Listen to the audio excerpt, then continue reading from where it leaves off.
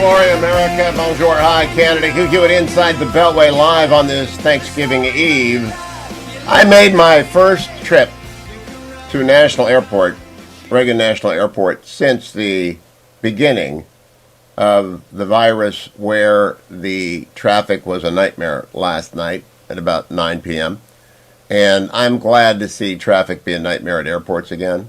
I know some of you have had crazy traffic before, and got a shout out to Ben that our camera's going a little bit crazy inside the studio here, Ben. It's flashing back and forth, so I don't know what to do about that. But in any event, I hope you're watching on the Salem News Channel and just pick one or both of the settings if it's flashing back and forth on you.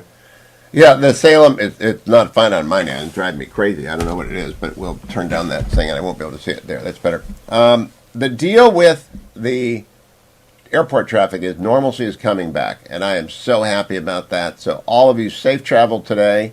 We had Genghis Kate arrive. I'm using John Kerry's pronunciation, Genghis. Most of you will say Genghis Kate arrive late last night. And at our house, it's bedlam because she was awake until 4 in the morning because she's 2. The Scholar and the Artful Dodger crashed immediately, so their havoc will begin when I return from today, and that's just grand. That's what Thanksgiving is. It's full of havoc. But let me do the rundown for you to bring you up to speed on what happened overnight. Sadly, a sixth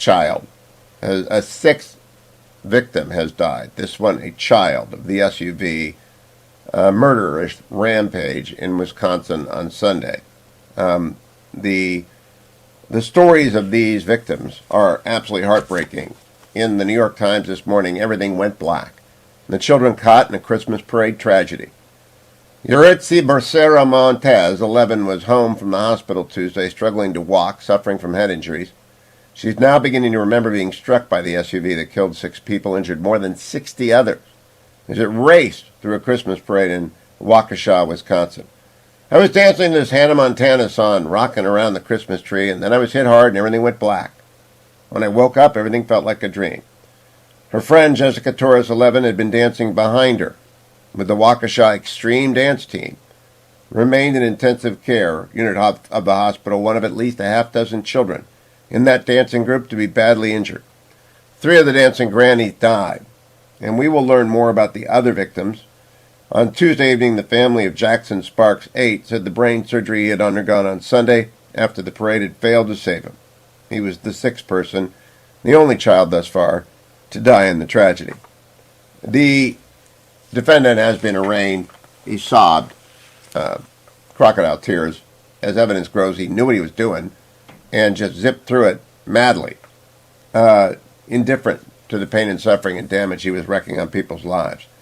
In Charlottesville, the federal jury awarded victims of violence from the 2017 Charlottesville riot more than $25 million on Tuesday, after finding prominent white supremacist leaders and groups liable under state law for injuries suffered during a torchlight march and the Unite the Right event. Good. Good. The people that were mowed down by that car and by that violence, inspired by those leaders. This is a tactic, I believe, that began with the trial of the Grand Klansman of the Klan some years ago. He was living at the time in Fallbrook, California. And I believe now that the good news is this tactic will be used repeatedly. I think it's a Section 1983 action.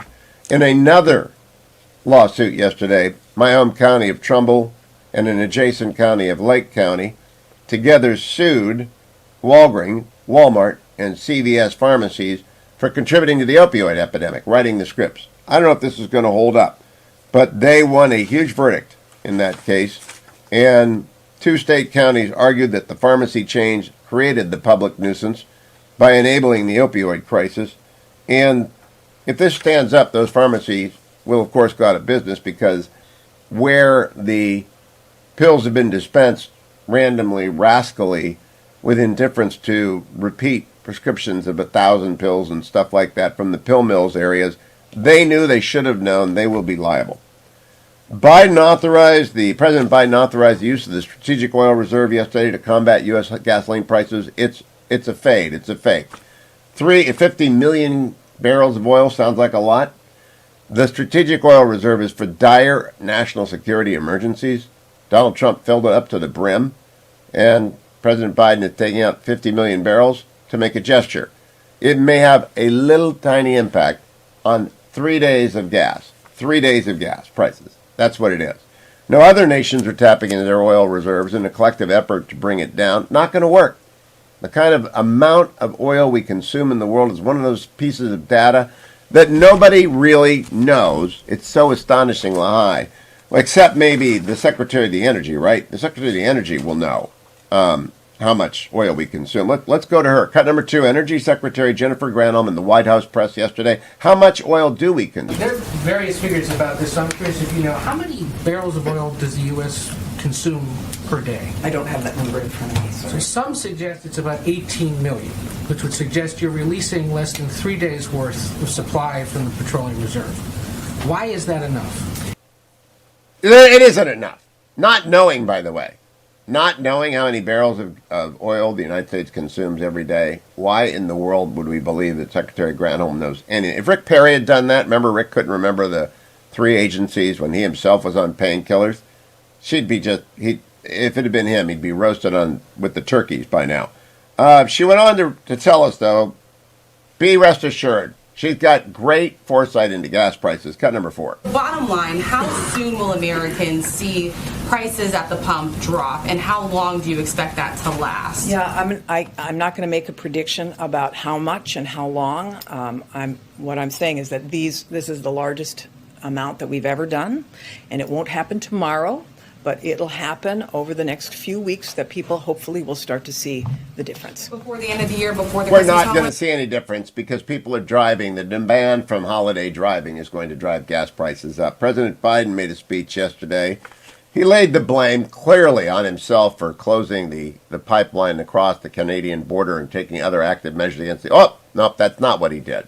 He actually didn't take responsibility for creating the oil crisis. America was energy independent when he took office. Here's who he blamed. Cut number 8. Instead, we're taking action.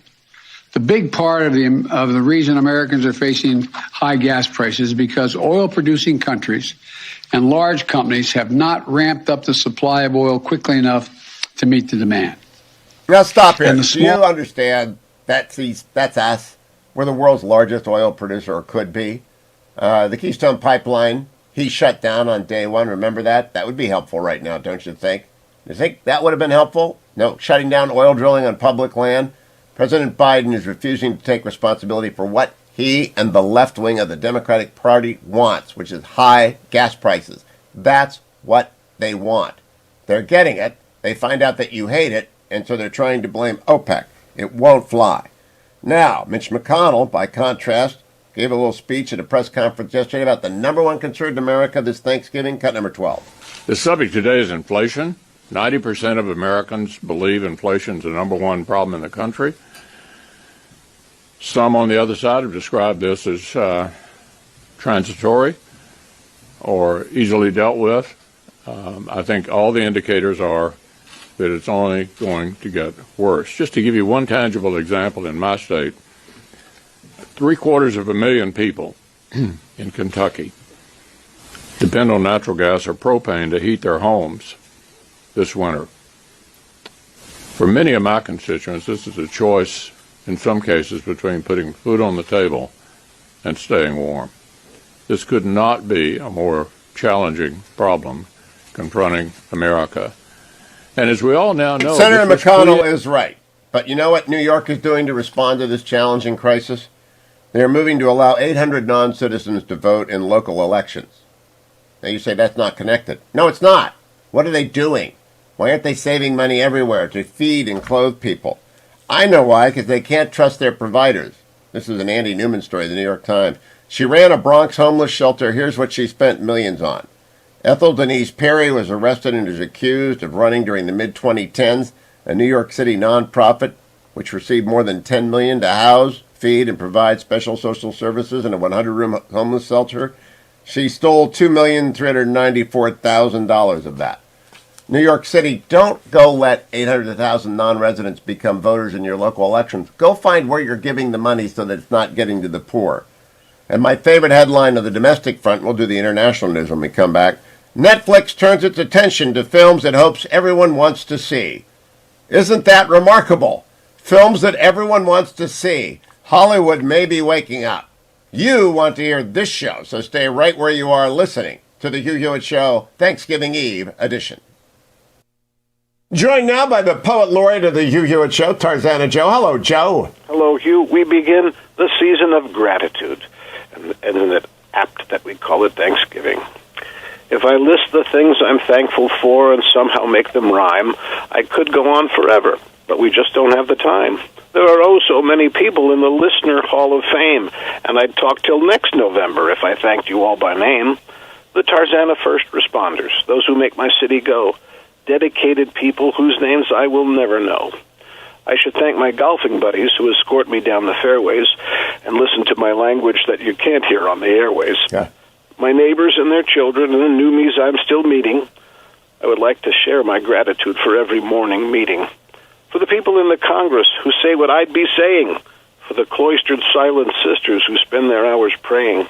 For the host and the producer who find poetry enthralling, and who, despite my failings, somehow weekly keep on calling. If I could take my gratitude and turn it into art, I'd paint it with emotions that are filling up my art. But since my art is meager, and because our time is fleeting, I'll settle for the simple words and those which bear repeating. Thank you, Mr. Hewitt. Thank you, Dwayne. This sure is fun. And thank you, dear Johanna. Thank you, each and every one. Thanksgiving 2021 by Tarzana Joe. A marvelous poem, Tarzana Joe. Among your many. You and Dwayne, yeah. I know, that's it. That's exactly why. It's why we promote C.J. Box books here. I got to ask you something, though. And actually, we like reading C.J. Box. I think enthralling is a great word.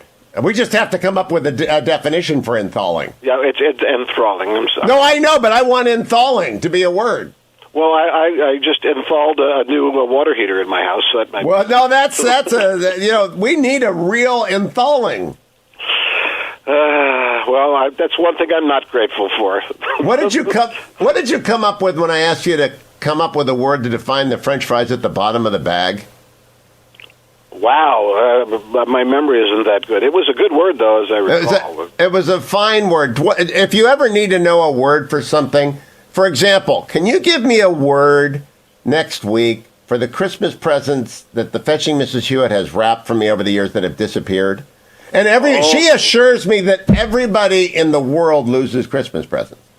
And that they're gone forever. Do you know what we call those? Well, I'd call them moving day presents, because I'm sure that when we ever leave Tarzana and we pack up the house, we'll find, oh, look, this was from 1987. Right? It's all your golf balls from a million. I just think there's got to be a special term, because haven't you experienced that in your house where the Mrs. Joe, Tarzana Josephina, looks around and says, "We have a closet." And usually the November conversation begins, who did we buy this for? Tarzana Johanna knows, though, that she's bought you things, right? On Christmas morning, Tarzana Johanna looks up and says, wait a minute. Where's that one? Yeah, and it's not there. It's gone somewhere. I'm sure there are golf balls that she has for me that don't have any dimples. That's Tarzana Joe, we thank you each and every week. And if anyone needs a poem like that one, go to Tarzana Joe at Reagan.com and send him an email, TarzanaJoe at Reagan.com. And for that poem and all of his others, TarzanaJoe.com. Happy Thanksgiving, Joe. Thank you. Happy Thanksgiving. Morning, Glory, America. It is Thanksgiving Eve. On Wednesday, I'm Hugh Hewitt, live inside the Beltway. Pleased to welcome Iowa State Senator Zach Nunn to the program. Good morning, Senator Nunn. Great to have you. Thanks, Hugh. Appreciate you having me on the show this morning.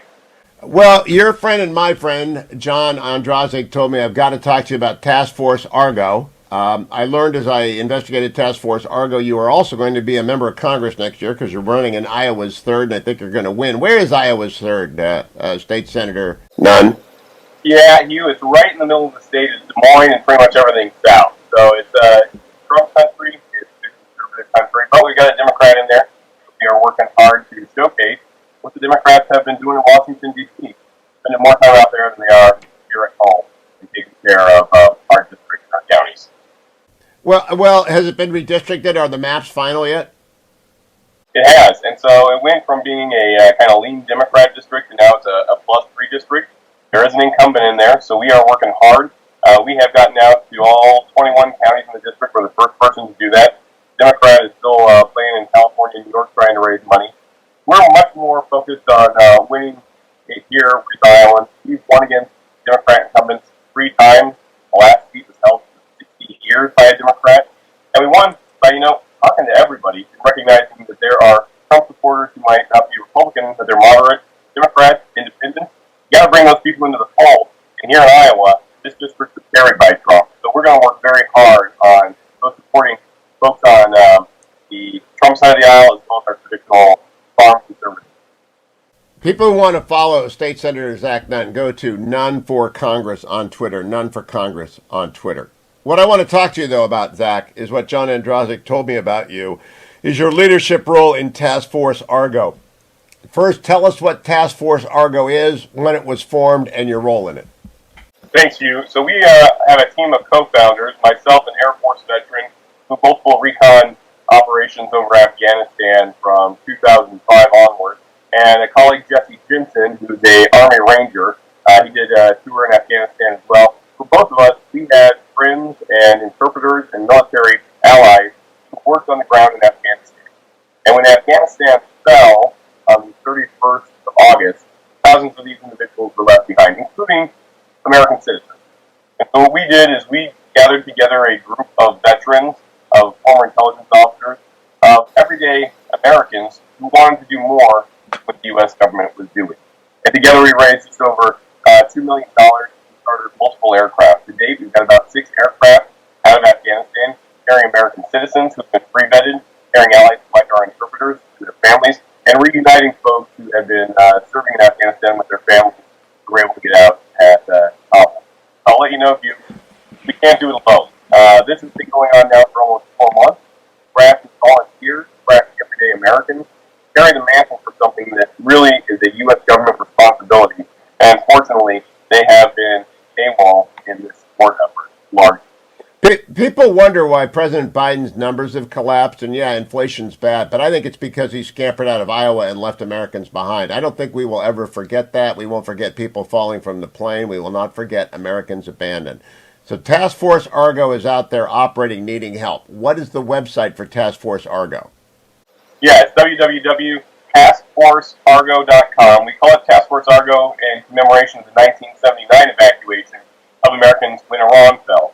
In that case, the U.S. government was very involved. Here we are in a situation in Afghanistan where we have Afghan special forces start at the gate at Kaya, promised evacuation, watched that last B-17 fly out of Kabul, and were left standing guard at the gate in a country that existed no longer.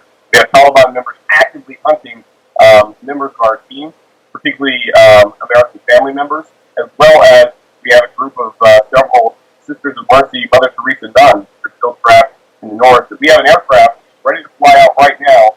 We can't get land permission in any third country to save those Americans and those religious victims. Pretty tragic. Now, talk to me a little bit about who you are getting help for. Let's talk about the heroes, and then we'll talk about the villains. There are congressmen like Michael Waltz and Mike Gallagher and Senator Tom Cotton. There are members who are veterans who have been doing all they can. I don't know if you've worked with any of them, but I know their phones are still working, and they're ringing off the hook. Who has been helpful to Task Force Argo? Who are the heroes in D.C.? Yeah, so Senator Joni Ernst has done a Herculean lift. She's a combat veteran. She served tours in the Middle East, and she has recognized we've been able to get some of her families out because she has been able to press her foot on the gas. Senator Cantwell, a Democrat out of Washington State, helped write a letter asking the State Department to ask questions. Where are we supposed to evacuate American citizens right now if the State Department doesn't have a lead? We have, as you highlighted, Congressman Crenshaw. We also have some great help in Navy fighter pilot Mike Garcia. Congressman Garcia out of California has done a huge lean forward in this and has really been one of those people who say, let's help get Americans out, but let's make sure we're also resettling our Afghan allies when they come to the U.S. Here's the point. These folks have advanced degrees that the U.S. paid for. These folks speak English. These folks have been fighting, some of them for 9 combat deployments with U.S. forces on the ground in Afghanistan. These are about the best Americans you're going to meet on any main street here in Iowa or in any town in California. So it would be a shame not only to leave them behind, but to throw away that investment, in some cases, a human weapon system, our special forces guy, or a very social engineering that could help us here in the U.S. where we not only have shortages, but these are folks who are going to be allies to us going forward. So D.C., Chicago, you guys are allies out there. I'm talking with Iowa State Senator Zach Nunn, one of the co-founders of Task Force Argo. Go to taskforceargo.com to help out. Now, you've gotten 6 plane loads of eligible people out of Afghanistan. They're all sorts. I am assuming you've got AMCITs, American citizens. I'm sure you've got legal residents. I'm sure you've got green card holders. I'm sure you've got SIV holders and SIV eligible. How many Americans, to your knowledge, are still there that want to get out, State Senator? Just American citizens, the core obligation of the United States government. Do you have any idea? Yeah, so that was our first tenet with Task Force Argo. If we ever found an American citizen, they were going to be the first seat on the plane. We have gotten over 2,000 American citizens and their families and our LPRs out, along with some of the Afghan allies. At this point, it's really a question for State Department who should be tracking the number of American citizens still abandoning the country. But for our manifesto alone, we are looking at more than 2,000. Earlier in the week, we had 45, and we were able to settle some of those folks to be able to evacuate out of the country. And is the Taliban helping you, or are they killing the people you're trying to help? Yeah, unfortunately, the Taliban have executed a number of the high-value individuals that we have been. There was a senior member of the intelligence, strong ally of the United States.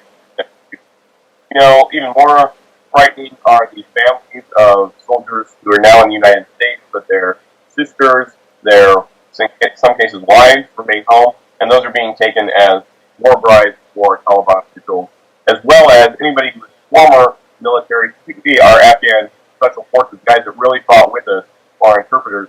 They're being targeted for detention and, in some cases, execution.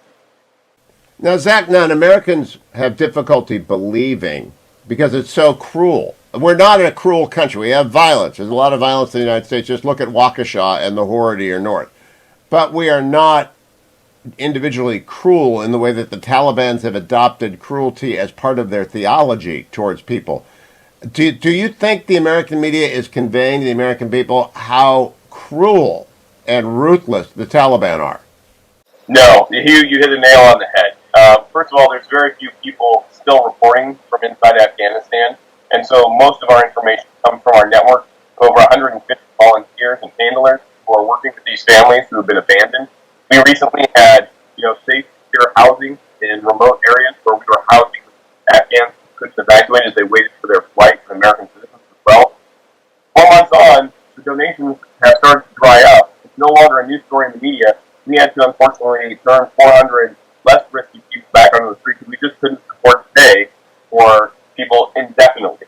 And here's the other aspect I would say to you, because you hit the nail on the head here. This effort has showcased some of the best parts of America. The individuals who truly not only have fought and served in Afghanistan, whether in the military or at the embassy or in a nonprofit on the ground, but our government has not stood up and accepted the financial challenge Afghanistan. And so we are so incredibly grateful for the Americans who are showcasing the best of who we are every night when they get up at 11 o'clock to be on Afghan time and help these individuals out. We're asking for just a fraction of that to come from our own government. Last question. Again, Zach Nunn. You can follow all the work of this task force at taskforceargo.com. How great is the need as we enter into Thanksgiving to get people out of Afghanistan? Today, will people who contribute find their money put to good use? Yeah, right now it is critical. At taskforceargo.com, 100% of the money goes straight to buying aircraft and sustaining individuals to be able to get to a country little had, vetted through security, and made sure that their goods come to the United States or a third-party country. The other aspect I would say is we need to take care of our veterans. For many of the men and women who served in Afghanistan, this is opening up scars that they have long put to rest by watching the communities, the towns, the people they served with, their interpreters, being cast aside by a government that both Afghanistan and arguably America has not taken care of it. And Senator Nunn, taskforceargo.com. Thank you, Senator. Welcome back, America. I'm Hugh Hewitt with Congressman Mike Gallagher from the great state of Wisconsin. Wisconsin, I'm sure, is rooting for Ohio State this Saturday at noon when they play that team up north because Wisconsin, I think, gets to get slaughtered by Ohio State in the Big Ten Conference Championship in Indianapolis the following week. Am I right about that, Congressman Mike Gallagher? You are right. However, in my own household, Hugh, I will confess there's a bit of controversy. You see, my wife is a Michigan grad. And What? So this is You've told me that before. That's why you've never introduced us, right? This is true. And at a time when America is already dangerously divided and polarized, I don't think we can afford this added source of tension. Well, you know, the wonderful Mrs. Gallagher is young, so she might not actually remember Michigan ever winning this game. 15 of 16 of the last Ohio State and the state up north games going to the Buckeyes. Does she have any dim recollection of ever winning? I don't think she does, Hugh. No, I don't think she does. Does she watch anyway, noon Saturday? Will she put herself through that? She will put herself through that, and this Big House is a great venue for football. You got to give some respect to that. But been there many times. I've seen the Buckeyes beat the Wolverines in the Big House myself live, 1982, I think. That's great. I was negative 2 years old for that game. I know, and that's about the last time that Michigan came close. Now, Congressman, I want to talk to you about something, though.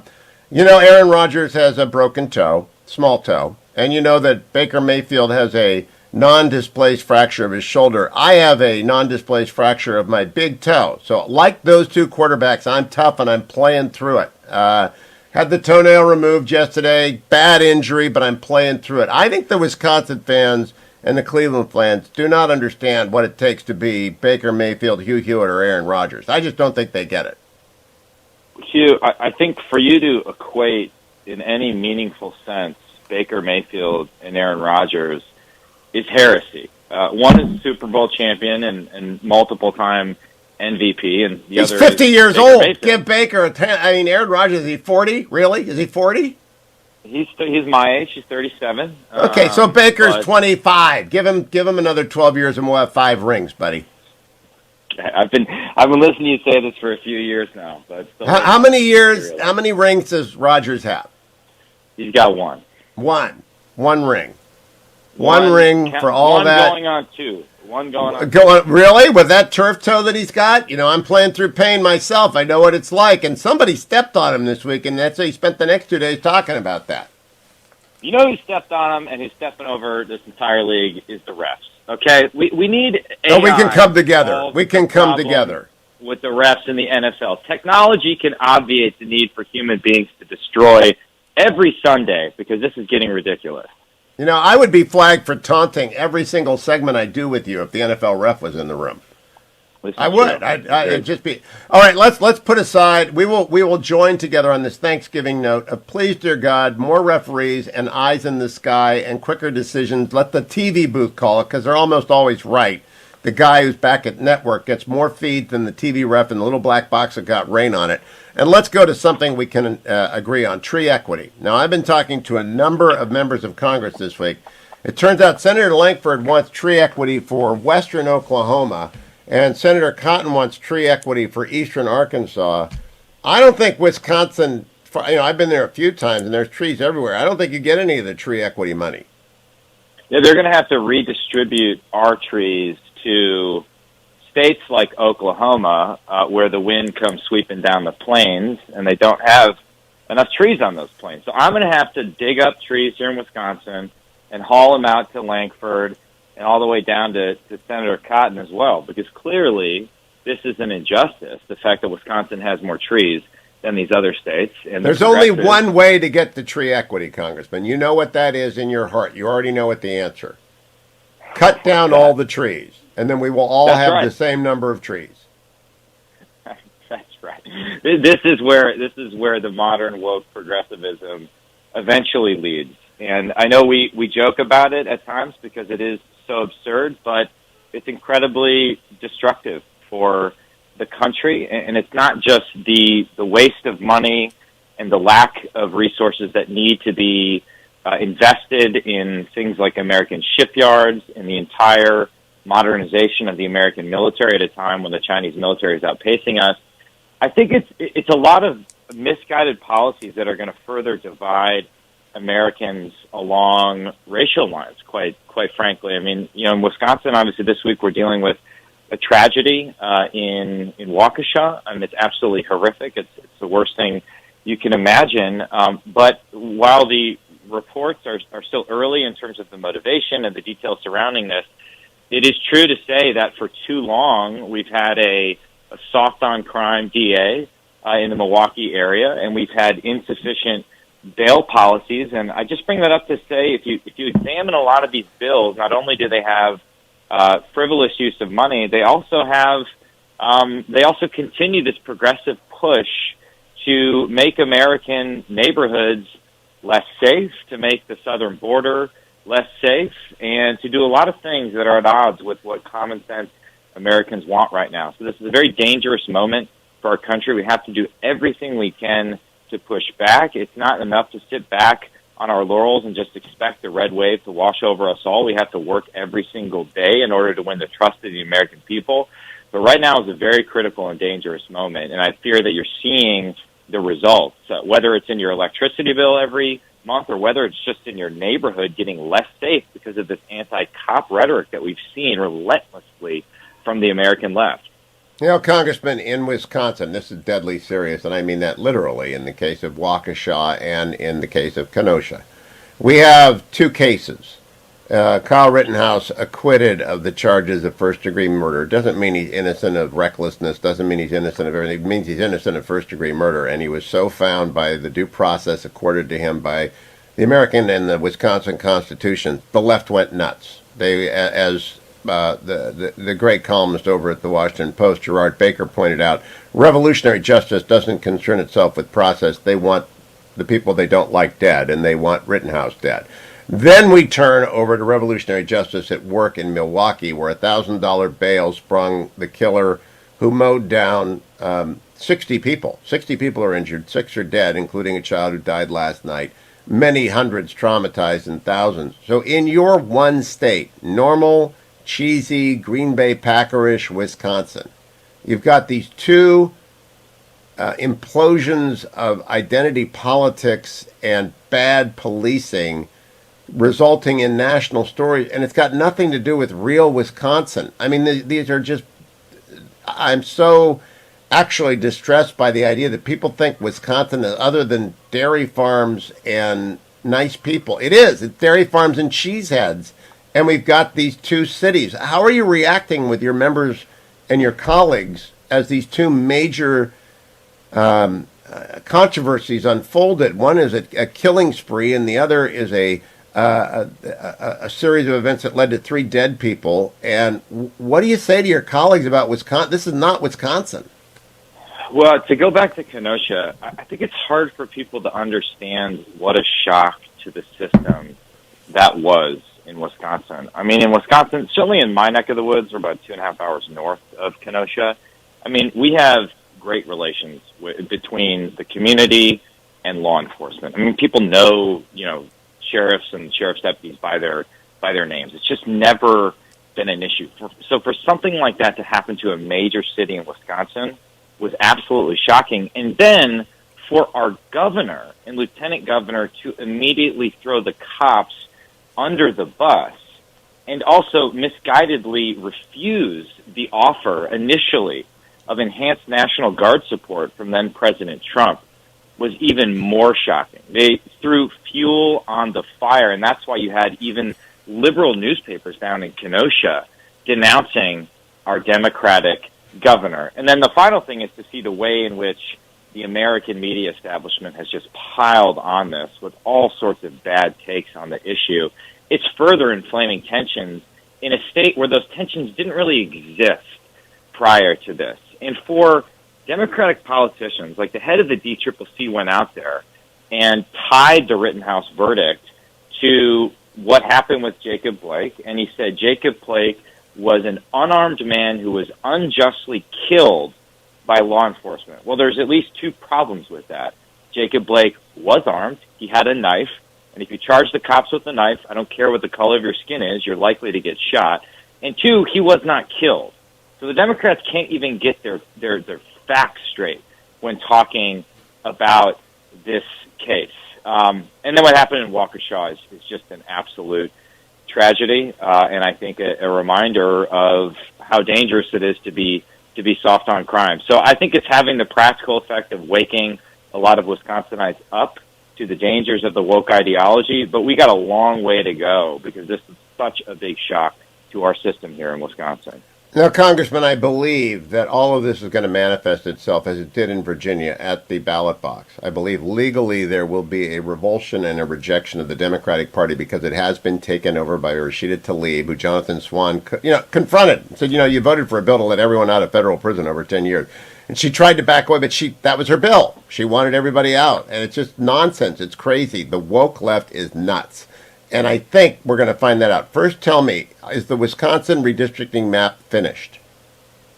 It's not. We offered our maps, and the state legislatures offered theirs. The governor rejected those maps. He had put in place a quote-unquote nonpartisan commission that failed to come up with an acceptable map and had highly partisan maps. So now it's going to be decided by the courts. I would expect that there won't be too many radical changes to the maps, however, but it's still not yet finalized in Wisconsin.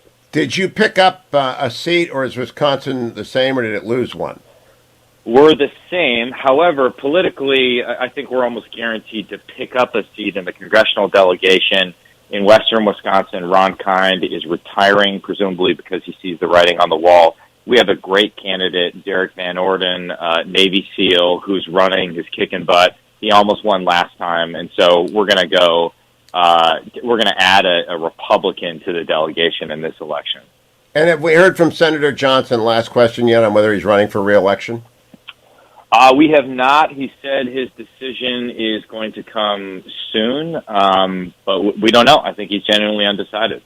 Well, if he retires, and I think it's time, he did make a pledge he would retire. I don't like it when people pledge to retire after 2 terms and don't. I'm going to urge you, despite your misbegotten football ways, to take the challenge and run. So we'll talk about that when that decision comes down. Congressman, happy Thanksgiving to that fan of yours and your entire family who roots for the state up north. May her Saturday be gloomy, but may your Thursday be bright. Thank you, Hugh. Thank you, Congressman.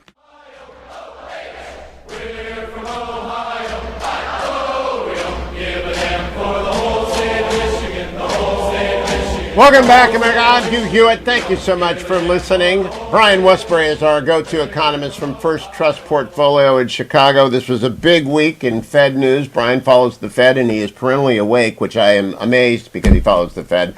Jerome Powell's going back to the Fed. I am both relieved and not relieved, but it's better than what it could have been, Brian. But what do you think of the move?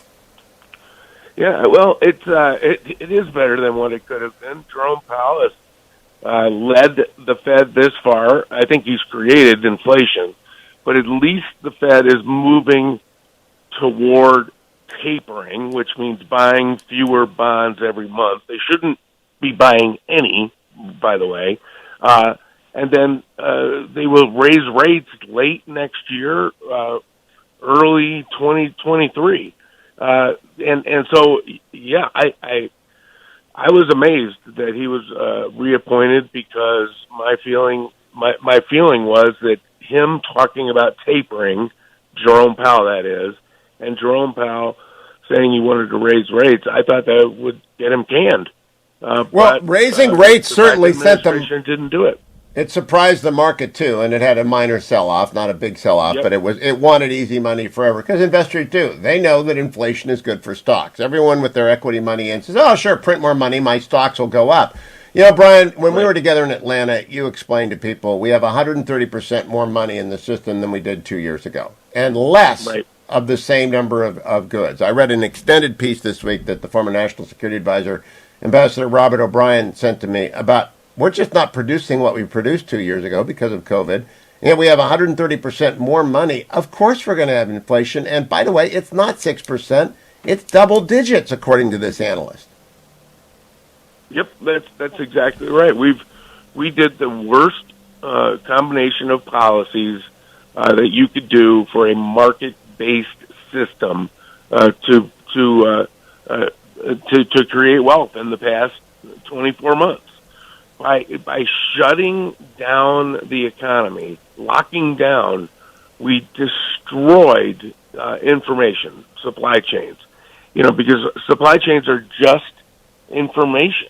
I mean, you think about it. There are rock-solid, rock-ribbed truck drivers in America who are driving across the country to bring liberals in New York City whatever they want. They don't know them. And if these liberals knew a conservative was bringing the truck to New York, maybe they wouldn't want it. I don't know.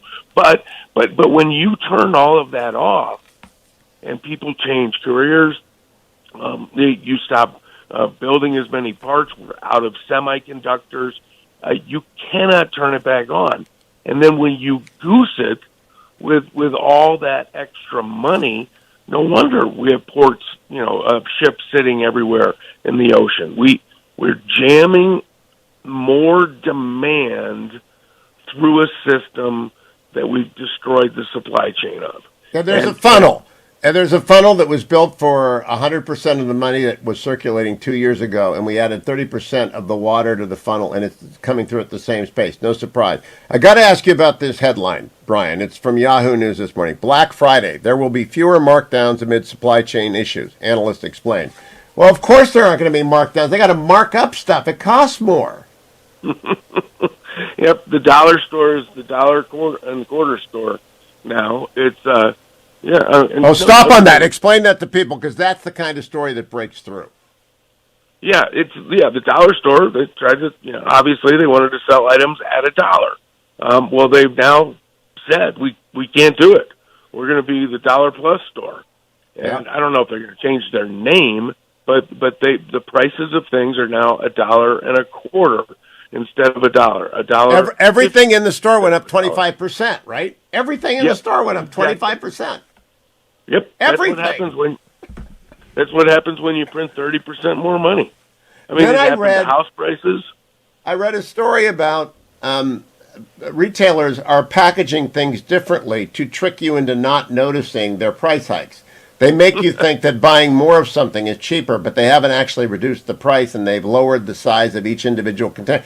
Retailers are smart, right? They're not going to lose money with every sale, or they won't be in business. There's just no way around this, Brian. What is the end game? How do we get out of this? Yeah, well, it's not what happened yesterday. The president gave a talk on the economy. He said, if you listen to the president yesterday, what he is describing is a global socialist system of government trying to get you energy and gas and oil and heating fuel that we're going to push the prices down because we're going to work with Japan and China and OPEC and that's not the answer. Socialism is not the answer. Markets are the answer. And they have always been, and we know it. And we are in for a disaster, and we are in the middle of a disaster because of it. Brian Westbury, your clarity is appreciated. Have a wonderful Thanksgiving, Brian. Thank you so much for bringing sweet rhythm and sweet reason to the Hugh Hewitt Show every week as we talk econ with Brian Westbury at First Trust Portfolio. Come back, hour number 3 on Thanksgiving Eve. It's Thanksgiving Eve. Christmas music next week, America, on the Hugh Hewitt Show.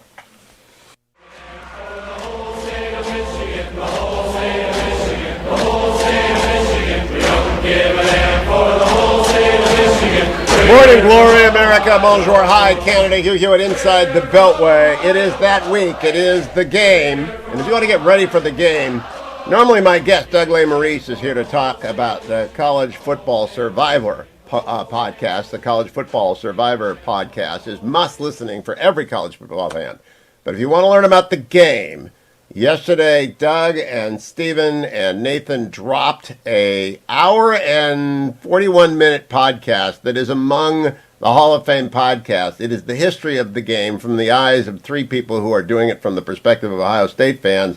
The villains and the heroes. It was just a wonderful podcast. I'm holding in my hand Doug's new book, The Road to Ohio State. If you're watching on the Salem News Channel, this is a Christmas present for everyone in your life who've got any scarlet and gray in their veins. The Road to Ohio State is the best Christmas present, in fact, other than another win on Saturday. Doug Lesmerises, happy Thanksgiving Eve. Thanks for joining me today. Working on the day before a holiday and a day before a crazy weekend. My hat is off to you. Oh, this is my wife's birthday is always this week. It's Thanksgiving week, and it's the Ohio State-Michigan game. This is a wonderfully busy time of the year. You know, the fetching Mrs. Hewitt, as I refer to her, doesn't care anything about sports, nothing. She just takes Sundays off and Saturdays off from our marriage when the football season's on. Is Mrs. Lesmerises a football fan? She has come around to football interest, perhaps not fandom, but when it's in your house 365 days a year, she doesn't roll her eyes anymore. She at least is maybe interested in what's going on. You're better than I, man. You're better off than I am, but I've only been married 39 years. I'm working on it. Doug, first let me begin with that podcast. That was epic. Why didn't you name Tom Darden as one of the villains? Because he became a Brown? Well, I will tell you, there is that crossover, right, Hugh, that there have been multiple, sort of Michigan players who have found their way to Cleveland, and I think it does test the fortitude of Cleveland Browns fans sometimes when they have this guy that they didn't like, and now all of a sudden they like him. So, you know what? It's a great rivalry, 117 years. I didn't want to put too much on our listeners to try to sort through everybody, but the list could probably go 50 deep. It's a great podcast. Buckeye Talk. How many people listen to that? Is that the most successful college football podcast in America? We have